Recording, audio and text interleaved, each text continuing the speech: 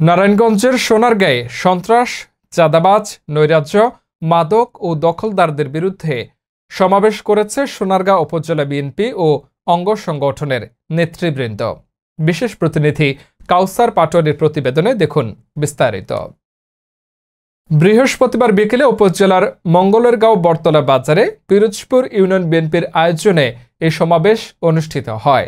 সমাবেশে পিরোজপুর ইউনিয়ন বিএনপির সভাপতি মনিরুজ্জামানের সভাপতিত্বে ও ইউনিয়ন বিএনপির সাধারণ সম্পাদক জয়নাল মিয়ার সঞ্চালনায় প্রধান অতিথি হিসেবে উপস্থিত ছিলেন কেন্দ্রীয় বিএনপির নির্বাহী সদস্য ও সোনারগাঁ থানা বিএনপির সভাপতি আজহারুল ইসলাম মান্নান। এ সময় আরও উপস্থিত ছিলেন উপজেলা বিএনপির সাধারণ সম্পাদক মোহাম্মদ মোশাররফ হোসেন, সিনিয়র সহসভাপতি নজরুল ইসলাম টিটু, জেলা যুবদলের সিনিয়র যুগ্ম সম্পাদক খায়রুল ইসলাম সজীব, ওয়ার্ড বিএনপির সভাপতি মোস্তফা কামাল সহ দলীয় নেতাকর্মীরা। এ সময় প্রধান অতিথির বক্তব্যে মান্নান বলেন, কোনো সন্ত্রাস, চাঁদাবাজ, ভূমিদস্যু ও মাদক ব্যবসায়ীদের বিএনপিতে স্থান নেই। জনগণের কল্যাণে আমরা কাজ করব। আপনাদেরকে অনুরোধ করব, আপনারা সন্ত্রাসী, চাঁদাবাজি, মাদক ব্যবসা, মাদক খাবেন না। আপনাদেরকে যে কোনো বিনোদনে, যে কোনো বেতন নিয়ে আপনারা আমাদের কাছে আসবেন। আমার সমর্থন অনুযায়ী যতটুকু দরকার আপনাদেরকে আমি এই সহযোগিতা করিয়া, এই আশ্বাস করিয়া আজকে কথা সোনারগাঁয়ে 37টা পূর্ণমন্ডল, 37টা পূর্ণমন্ডল আমরা ডিসি অফিসের এই পূর্ণমন্ডল দিয়া অনেক বিদেশি আমাদেরকে নিয়ে মিটিং করেছে।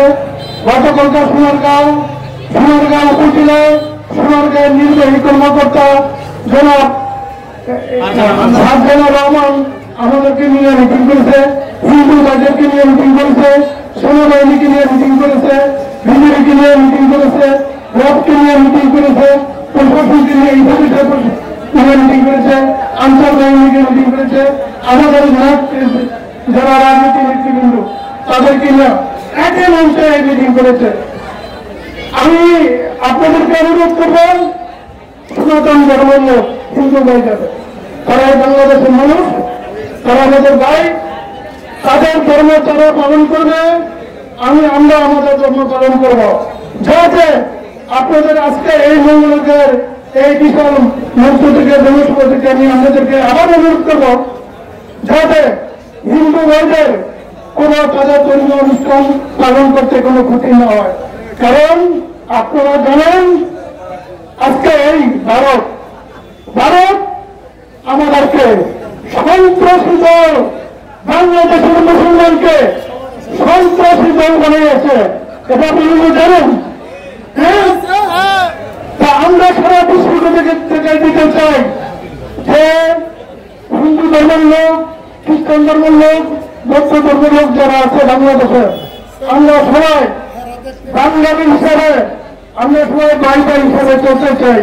যাতে এই অনুবাদ না দিতে পারে যে অন্য ধর্মের লোক বাংলাদেশে থাকতে পারে না, তাদের ধর্ম পালন করতে পারে না।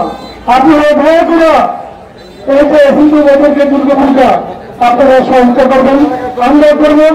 যে যে এলাকার হিন্দুরা বাস করে, আমাদের হিন্দুরা আমাদের ভাই, তাদেরকে কোনো অত্যাচার নির্যাতন করবেন না।